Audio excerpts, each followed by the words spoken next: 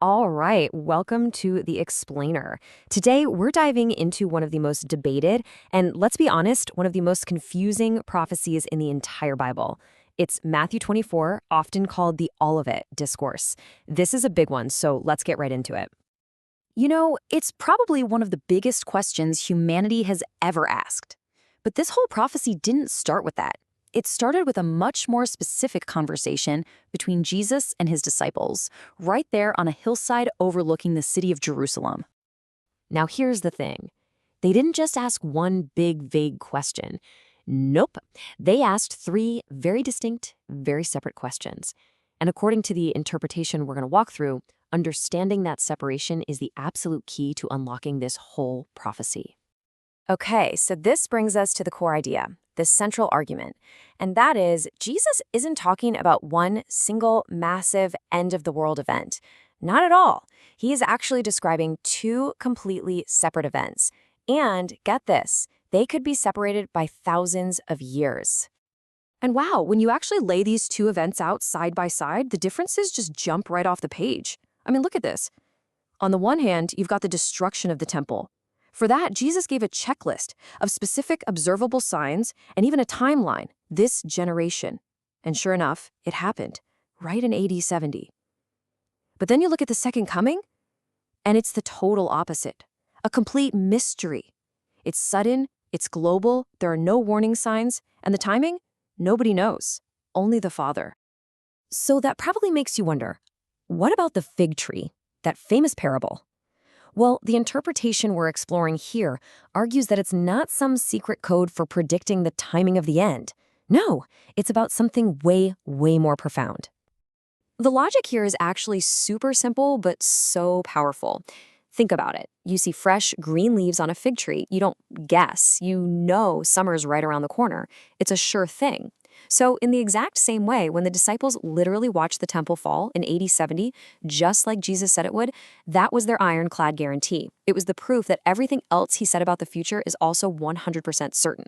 The fig tree isn't a timetable, it's a sign of assurance. And this leads to such a critical distinction in how we understand a simple word.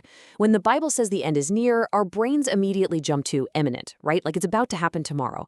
But this interpretation argues that it means the end is certain. It's a statement about the sureness of the event, not the shortness of the time. A huge difference. So the crucial point is this. The destruction of the temple in AD 70 becomes the historical anchor. It is the real-world proof, something written into the pages of history that validates the eternal certainty of every single word that Christ spoke. So after establishing what was knowable, that historically verifiable event in AD 70, Jesus does a complete 180. He pivots and turns his attention to what is absolutely profoundly unknowable, the exact timing of that final day. And he really builds a powerful case for just how secret this timing is. First, he says no human being knows the day or the hour. That's a direct warning to anyone at any point in history who tries to set a date. But then he raises the stakes. It's not just people who are in the dark. He says not even the angels in heaven, the ones who are in the very presence of God, are in on this secret. And then, from the parallel account in Mark, comes maybe the most stunning statement of all. At that moment, in his human capacity on earth, not even the Son knew the time. It was a secret held by the Father and the Father alone. And here's another fascinating reframing this interpretation offers, this time for the whole Days of Noah comparison. The common takeaway is usually that the world will be exceptionally wicked. But the argument here is that the main parallel isn't the wickedness, it's the suddenness. Judgment will arrive unexpectedly, not during some obvious fiery apocalypse, but right in the middle of ordinary everyday life. People eating, drinking, working, getting married. So if the event is certain, but the timing is a complete mystery, what are we supposed to do? What's the required response? Well, the sermon concludes with a single, powerful command for all of his followers. That command is to watch.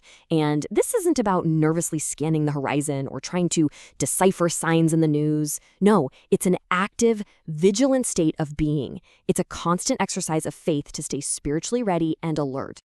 So what does that actually look like day to day? Well, this watchfulness plays out in three key ways. Through a faith and a love that genuinely looks forward to his return, by actively guarding your heart and mind from all the distractions, and by faithfully and diligently carrying out your everyday duties. And this idea is driven home with one last powerful parable about two servants. The critical difference between them isn't their job or what they know.